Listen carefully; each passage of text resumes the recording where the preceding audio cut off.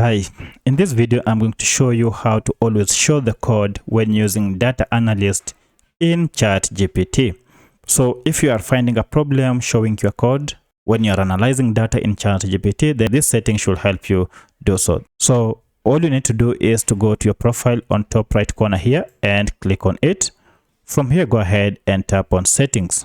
Now, as you can see here, we have always show code when using Data Analyst is turned off. Now to turn it on, all you need to do is to toggle this to on, and now you have enabled the capability of ChatGPT to show the code when you are analyzing or when you are using Data Analyst.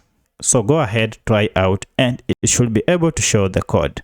If this video was helpful to you, kindly hit the like button and subscribe to this channel to support me. Thank you for watching, and let's meet in the next video.